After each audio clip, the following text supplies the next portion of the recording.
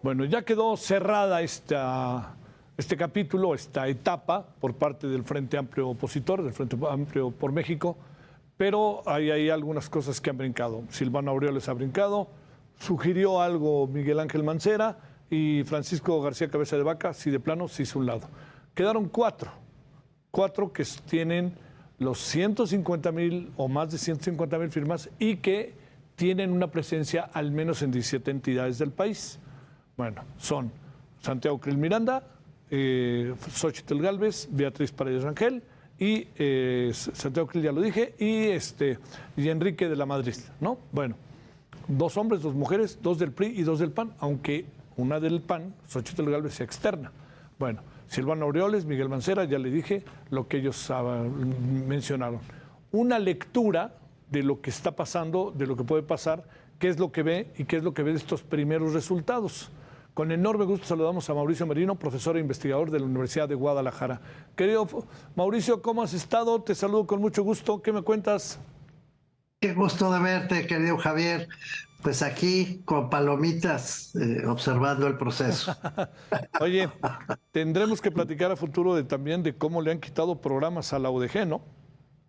Sí, bueno, es eso, pero no solo al UDG, en general las universidades públicas del país, que sí es un gran tema, querido Javier, muy delicado. Sí, estamos siguiendo muy de cerca el caso de la Universidad Autónoma de Querétaro, que además habían hecho un gran trabajo con la vacuna del COVID, por cierto, entre otras muchas cosas. Sí, pero fíjate que, pues bueno, nos vamos a desviar, pero nada más un apunte. Pusieron especialmente el ojo en los programas de gestión privada, en los programas de formación empresarial, en los programas así conocidos como maestrías en asuntos de negocios, los MBA, ¿no? Sí. Esos les quitaron todas las becas, o sea, lo que no consideraban prioritario para la agenda gubernamental, les quitaron becas, todos los estudiantes quedan sin beca, de un día para el otro. Bueno, a ver si hablamos en la semana, si te parece, Mauricio, para ir más a detalle, que estamos siguiendo el tema esta semana o la otra. A ver, ¿qué piensas del desenlace de la primera etapa? ¿Cómo ves las cosas? Bueno, habrá que ver cómo se resuelve el control de daños del PRD en particular, porque pues, quedaron fuera los candidatos del PRD y ya empezaron con declaraciones fuertes, ¿no? Silvano Aureoles y Miguel Mancera en particular, que eran los que parecía que iban a colarse a esta lista final, pues quedaron fuera.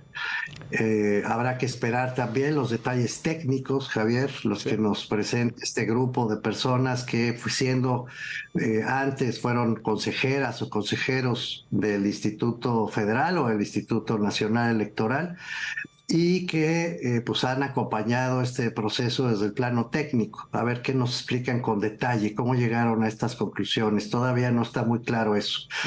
Y desde luego, pues vamos a ver los números, ¿no? Lo que sigue es, en mi opinión, querido Javier, la mezcla de 3 cosas. Uno, este procesamiento de impugnaciones internas. Vamos a ver qué tanta disciplina hay. Ya no la hubo al principio, y si no la hay durante el recorrido, pues flaco favor se van a hacer como Frente Amplio. Se van a golpear todos. Luego, 2, a ver cómo reacciona el INE y el Tribunal Electoral, porque ahora viene una nueva fase en la que primero van a debatir o hablar, por lo menos a presentarse las 4 personas que resultaron en este primer ejercicio de recolección de firmas. O sea, va a haber debates o algo así, parecido a los debates, y luego vendrá un proceso de sondeos, o sea, de encuestas. Tras esas encuestas se sabe que tras esos debates van a eliminar a uno de los 4, de las 4 personas, para que queden 3.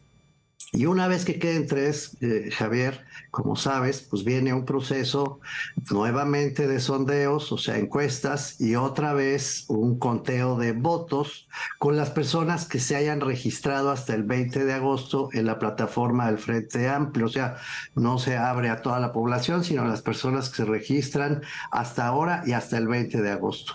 Y sobre esa base van a decidir quién gana. Entonces, pues aquí es un juego de aparatos para no variar. Vamos a ver qué dice el INE, porque todo esto ya sabemos es campaña anticipada, pues digan lo que digan con la pena, pero están haciendo campaña para elegir al candidato o la candidata a la presidencia.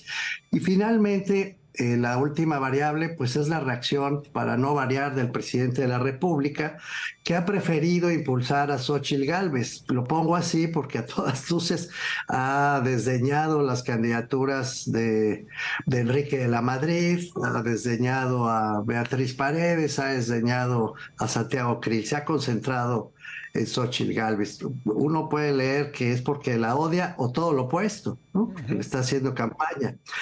Entonces vamos a ver cómo reacciona también el presidente de la República a todas estas cuestiones, porque sin duda el presidente es un actor principalísimo para determinar el desenlace de este proceso, querido Javier. Pues así lo veo. El, Está pre- muy incierto, pues. el presidente está en el Daiquita, pero también con la oposición, porque también le mandó ahí un mensaje. Entiendo que fue a pregunta expresa, pero muy claramente lo determinó en función de lo que puede pasar con el Movimiento Ciudadano, con Samuel García y con Luis Donaldo Colosio. ¿Está el presidente jugando todas las cartas? No, el presidente siempre tendrá cartas que jugar, ¿no? Finalmente lo hace desde el poder, desde una posición relativamente cómoda, porque a pesar de todo cuenta todavía con un enorme respaldo popular y tiene todo el aparato del Estado que lo sostiene. Yo más bien me preocupo ante la eventualidad, primero, de que efectivamente este proceso de la oposición pueda culminar bien y efectivamente tuviera una candidatura fuerte. De ser así, entonces la conducta del presidente se vuelve doblemente importante porque hasta ahora ha desconocido todas las reglas electorales, el propio presidente, y ha desconocido a las autoridades que le han pedido que guarde cautela y que se apegue a los tiempos y a las condiciones de la ley, de la competencia electoral fijadas en la Constitución. Y nada de esto lo ha hecho. A mí me preocupa mucho, ya lo habíamos platicado antes, Javier, que el presidente tome la decisión de desconocer de plano el proceso electoral o de plano de meterse tanto que acabe destruyendo la Sí. posibilidad de tener una elección legítima en el 2024. Oye, bajo esta perspectiva, te planteo, Mauricio, digamos, el hecho de que pasó a segundo plano, en definitiva, el frente en relación a este concepto de ciudadanía, ¿no? Porque son dos de cada partido, aunque una sea externa, ¿no? No, bueno, claramente son los aparatos internos de poder. Eso no es nada nuevo, no está en la literatura política de siempre. Ujú. Las oligarquías partidarias acaban mandando, ¿no? Quizá quien rompió un poco esa mecánica fue de la propia Xóchitl Gálvez, que sin embargo pues, ha sido senadora del Partido Acción Nacional y está conectada también con esa élite. No estoy convalidando lo que dice el presidente, sino lo que ya decía Gaetano Mosca o Sí. Roberto Michels hace mucho, hace más de un siglo. O sea, al final del día, los aparatos partidarios acaban controlando, obviamente, sus candidaturas. Entonces, no se podía esperar otra cosa, querido Javier. Iban a ser gentes del aparato político, lo mismo que del lado de Morena. Al final vamos a ver gente del aparato político tradicional con esta excepcionalidad, insisto, de Xóchitl Gálvez, disputando la presidencia de la República. Está lejos, pero se asoma un poco el frente como un adversario interesante para las elecciones del año que entra, ¿o qué alcanzas a apreciar, Mauricio? No, sí, sin duda, este proceso, con todo lo que ha tenido de irregular, la verdad, pues sí le ha permitido a la oposición por lo menos de dos cosas. Una es contrarrestar la propaganda brutal que ya venía haciendo Morena con las así llamadas corcholatas, y de otra, pues lanzar a una persona, que vuelvo al nombre, Xóchitl Gálvez, Sí. que a todas luces está presentándose como una competidora posible para la presidencia de la República, cosa que no había hasta hace muy poco. ¿Qué falta para que esto se consolide? Pues muchas cosas, Javier, ya había yo Sí, sí, enunciado sí. algunas. El comportamiento leal o desleal de los propios integrantes del frente, empezando por el PRD, vamos a ver, y luego el comportamiento leal o desleal de la relación, pues difícil, entre el PRI y el PAN. Han sido grandes adversarios históricos, yo iban de la mano, es una cosa rarísima, la Sí, sí, verdad. sí. pero pues son los que hay y ahora los 4 finalistas son de esos partidos. Vamos a ver cómo se portan. Y por último, sí, ya lo habías mencionado, sigue la incógnita de MC. Y yo ahí tengo todas las hipótesis abiertas, Javier. Lo que me gusta de MC es que es el único partido, eso sí hay que reiterarlo, que está respetando la ley electoral. Y todo el mundo lo acusa de respetar la ley electoral. Ha dicho, nosotros no nos vamos a definir sino hasta diciembre, porque así lo dice la ley. Y tiene razón, así lo dice la ley. Y es el único que está esperando los tiempos legales. Pero pues ya le cayeron a palos por seguir la ley. Pero eso no significa que al final determine aliarse con alguna de estas personas que queden excluidas del proceso, ya de Morena o ya del Frente, o de plano sumar su franquicia a quien resulte electo como candidato a la presidencia. Eso se puede hacer, o candidata a la presidencia. Es decir, puede no estar en la coalición y sin embargo tomar como candidata a quien resulte en alguno de estos procesos. Sí. Todo eso está bien. A ver, vamos a presentarte lo que hoy vimos de los resultados, a ver si lo puedes ver, nada más para que nos des una opinión y con eso cerremos, que lo vas a tener en pantalla. ¿Lo alcanzas a apreciar bien, Mauricio? Perfecto. Perfectamente. A ver, ¿qué alcanzas a ver? Porque mira, están 3 variables abajo. Una es registro universal, promotores y partidos políticos.